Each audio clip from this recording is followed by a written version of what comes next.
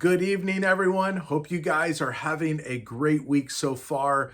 What a joy it is for me to be back from a long trip covering 3 countries.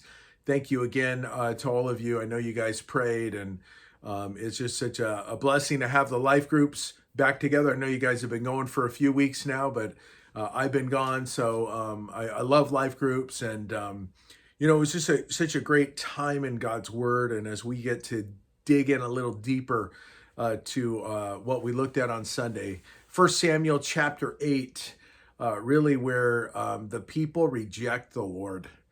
And we talked about the pain of rejection.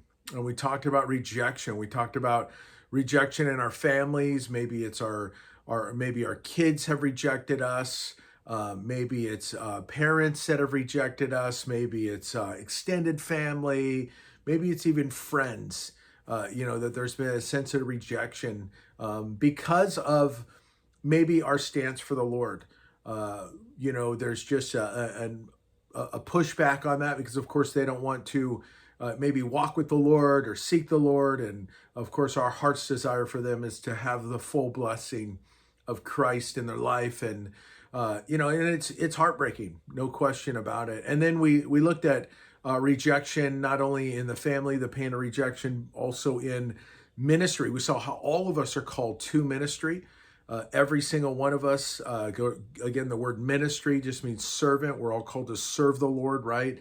What's the, slogan of our Sunday morning services is equipping people to be passionate servants of Jesus Christ. We're all called to be passionate servants of Jesus Christ, to share his love, to extend his hand to each and every person around us. And sometimes as we do that, people reject us. I shared just a simple truth that when someone's walking close to the Lord, loving the Lord, seeking the Lord, when revivals happen in their life, they want to be around us. I know for me, they want to hang out around the church. They want, me to be around them, pour into them. But you know what? Soon as something changes in their heart, where they're not walking with the Lord maybe as strong, or they're backsliding, the last person they want to see is me. And the last place they oftentimes want to be is a church. And there's a rejection. And, Samuel felt that. Samuel felt that in his family. He felt his sons rejected his ways, walked in their own ways, went after, dishonest gain, and, broke his heart. And in the ministry, of course, the people come to him and say, we want a king to reign over us. We don't want you anymore, Samuel. And the Lord spoke to Samuel. And he says, Samuel, you got to know this. They haven't rejected you, but they've rejected me as their king to reign over them. And that's such an important lesson for us, that God is the one that ultimately is rejected.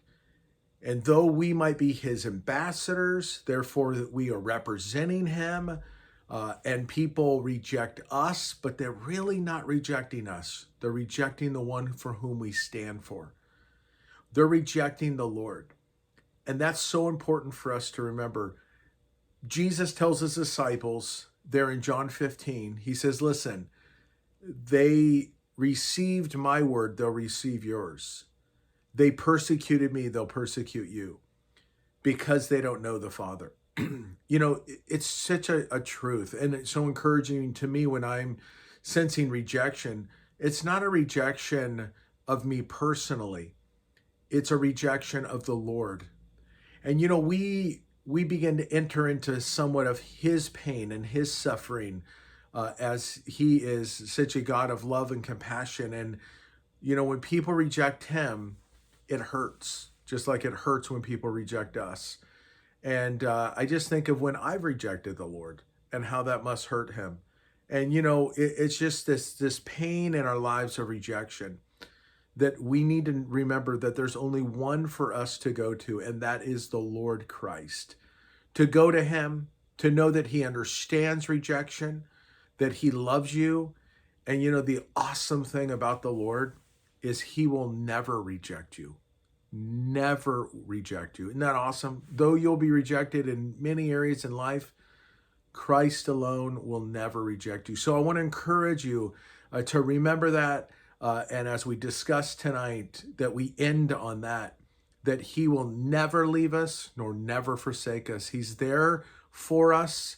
He loves us, and nothing can separate us from his love. Of course, as Paul said in Romans chapter 8. And Paul said this, I'm persuaded that neither death nor life, and he goes on with a long list there, will be able to separate us from the love of Christ. You know, are you persuaded? Am I persuaded? Of course, it's easy to be persuaded in a life group or at church, but are we persuaded when we're being rejected? It's something that's going to help us to love those that are rejecting us, love those that are treating us wrongfully, to care for them, to turn the other cheek. It's when we realize it's not us, it's the gospel, it's Christ they're rejecting.